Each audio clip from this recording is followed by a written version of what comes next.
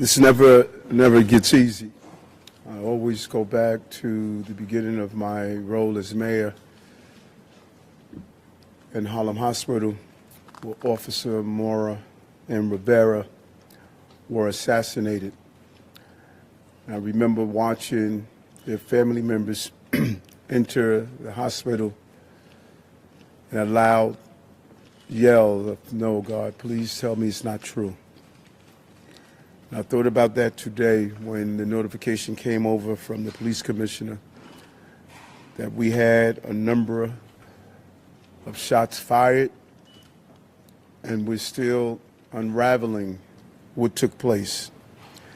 And our hearts are heavy. 5 innocent people shot tonight. We lost 4 souls to another senseless act of gun violence, including a member of the New York City Police Department, Officer Islam. He served in the 47th Precinct.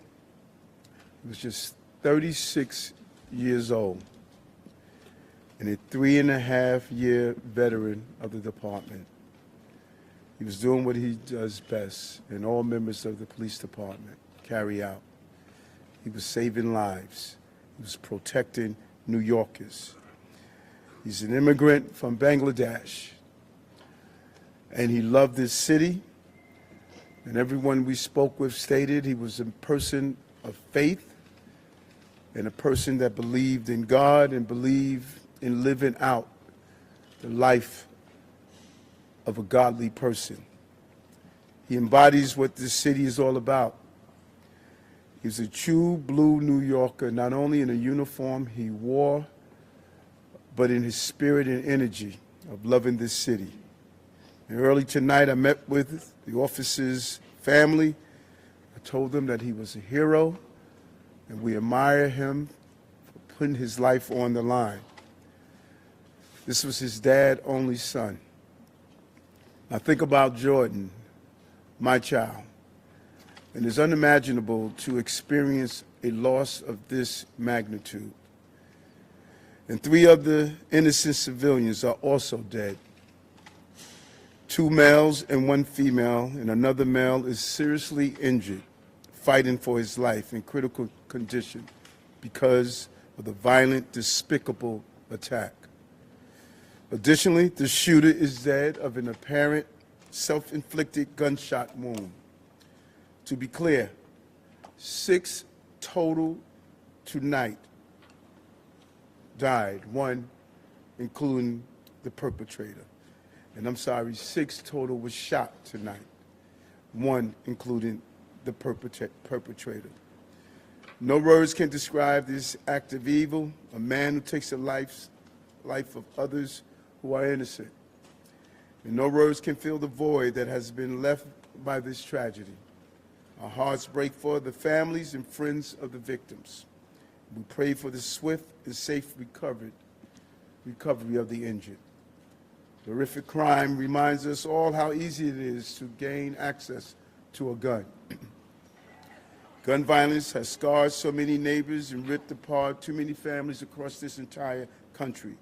And we will continue the fight to do all we can to protect our city. But tonight we mourn for those who were killed. And we pray for the families as they go through this painful moment. And as I stated, 5 innocent people were shot. And the perpetrator was shot. We will continue to do what we do as a city, and that's fight to protect innocent New Yorkers. At this time, I'm going to turn it over to the Police Commissioner of the City of New York, Commissioner Tisch. Thank you, sir. The information that I'm about to provide is preliminary and subject to change. At 6:28 p.m., the 911 call center started receiving multiple 911 calls for an active shooter inside of 345 Park Avenue at 52nd Street in Manhattan. What happened next is under an active investigation, and details are still coming in, but here's what we know so far. Surveillance video shows a male exit a double-parked black BMW on Park Avenue between 51st and 52nd Streets, carrying an M4 rifle in his right hand. He walks towards the building's entrance. That individual was seen exiting the BMW alone. The building's security camera footage shows the shooter enter the lobby, turn right, and immediately open fire on an NYPD officer. He then shoots a woman who took cover behind a pillar and proceeds through the lobby, spraying it with gunfire. He makes his way to the elevator bank, where he shoots a security guard who was taking cover behind the security desk. One additional male is shot in the lobby, per his own statement from the hospital. The shooter then calls the elevator, which opens in the lobby. A female exits that elevator, and he allows her to walk past him unharmed. He goes up to the 33rd floor, which is route and management, and begins to walk the floor, firing rounds as he traveled.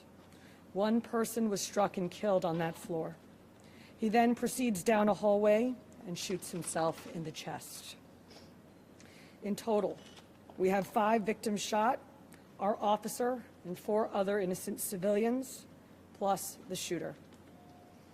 The shooter is believed to be Shane Tamora, a 27-year-old male with a Las Vegas address. The vehicle he exited is registered in Nevada to Mr. Tamora. Inside of that vehicle, officers found a rifle case with rounds, a loaded revolver, ammunition, and magazines, a backpack, and medication prescribed to Mr. Tamora. The vehicle was searched by our bomb squad and found to be clear of any explosives. The initial investigation shows that Mr. Tamora's vehicle traveled cross-country through Colorado on July 26th, then Nebraska and Iowa on July 27th, and then in Columbia, New Jersey, as recently as 4:24 p.m. today. The vehicle entered New York City shortly thereafter. According to our law enforcement partners in Las Vegas, Mr. Tamora has a documented mental health history. His motives are still under investigation, and we are working to understand why he targeted this particular location. 345 Park Avenue is a commercial office building whose tenants include the NFL, Root and Management, KPMG, and Blackstone. At this time, 4 of the 5 victims are deceased, including our NYPD cop. Our officer was transported here to New York Presbyterian along with 1 male civilian, the lone shooting survivor, who is in critical but stable condition at this time. 2 other civilians, 1 male and 1 female, both deceased, were brought to Bellevue. The 4th civilian is a female who was found dead on the 33rd floor of the location. Additionally, there are 4 other victims being treated for minor injuries sustained in their attempts to flee the scene. Victims' names are being withheld at this time, pending family notification. Officers from our Special Operations Division are currently conducting a secondary sweep of the entire building. I want to be very clear. We believe this to be a lone shooter, and there is no longer an active threat to the public. But today, 4 innocent victims are dead. Among them is NYPD police officer Didarul Islam, 36 years old, 4 years on the job. Officer Islam was married with 2 young boys, and his wife is pregnant with their 3rd child. He's assigned to the 4-7 precinct in the Bronx. He was doing the job that we asked him to do. He put himself in harm's way. He made the ultimate sacrifice, shot in cold blood, wearing a uniform that stood for the promise that he made to this city. He died as he lived, a hero. I want to extend my profound sympathies to all of the victims and their families, and to the brave NYPD cops who today lost a brother. There are still many questions that we have to answer, and we will answer them. But for now, our city is in mourning for the innocent lives lost. May their memories be a blessing. Pat.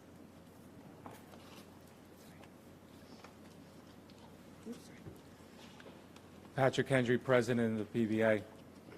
This is a devastating night for our city, for our police department.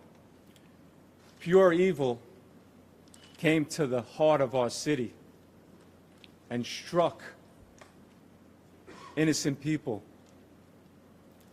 And one of our police officers who were protecting those people. We lost 4 people tonight in our hero brother who gave his life for this city. He was a hardworking police officer who was proud, we know, from hearing from his family, to put on that uniform and shield of a New York City police officer every day and went out and did his job. And he went out every single day to provide for his family, whether it was overtime or whatever he had to do to provide for this family. That's what he did on a daily basis. And his family is devastated. A wife losing a husband who provided for that family. A father who's not going to see his son again. And our hearts of every New York City police officer right now is hurting. We're hurting for our brother police officer who we lost. We're hurting for that family. We're hurting for all the victims and hurting for all the families of the victims. And we're all asking, why?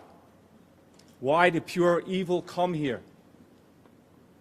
And we know our police department and our law enforcement partners will work tirelessly to get those answers. But now our job as police officers is to be there for this family, to support them in any way that we can, to come together as a city, to be there for these families of the victims. And we will continue to do that, because that's what New York City police officers do. And we're going to continue as police officers to go out and protect this city, because we know that evil can strike at any time. But police officers are willing to risk their lives to protect everyone in this room and protect everyone in this city. So we ask all New Yorkers to pray for our police officers' family, to pray for all the victims and their families.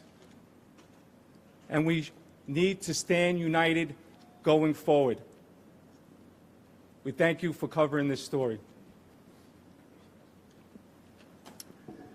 We are also joined by our federal partners from the ATF and the FBI. I want to give an opportunity to our partner in the FBI, a special agent in charge of the New York City Fields Office, Chris Rea. Thank you, Mayor.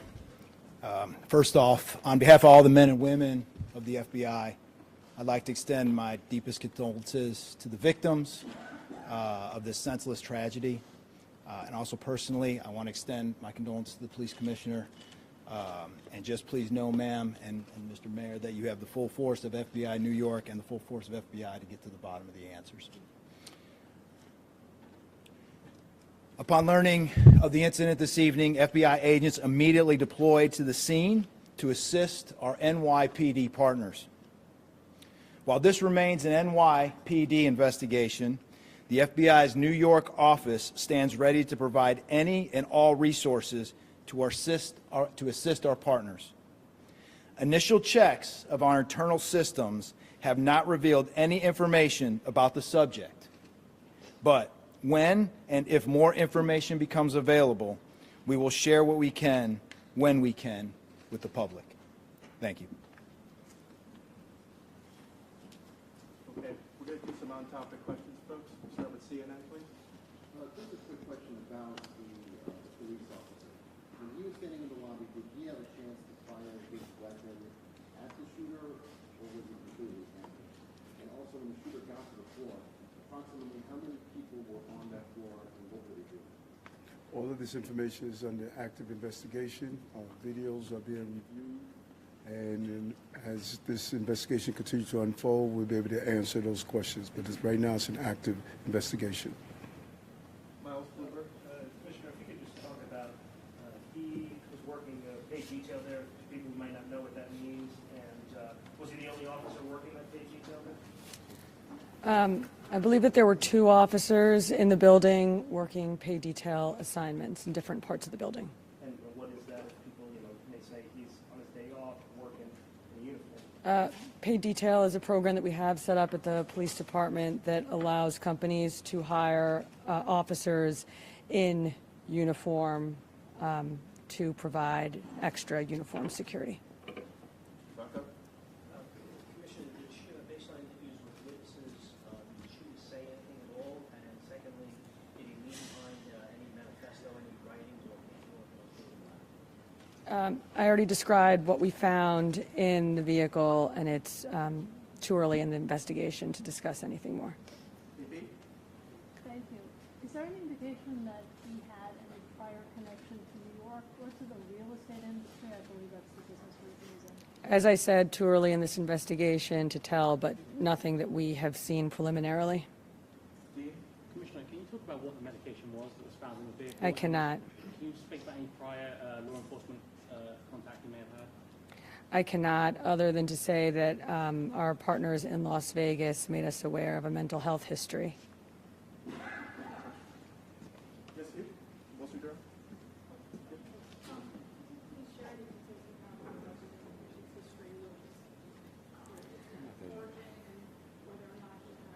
Just what I said already. It was an M4 rifle, and we also found a revolver in the vehicle with ammunition and magazines.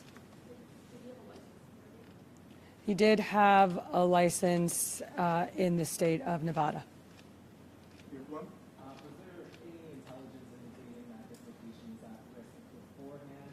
And are you considering this a targeted attack or an after? At this time, it's too early in the investigation to tell. Thank you, everyone.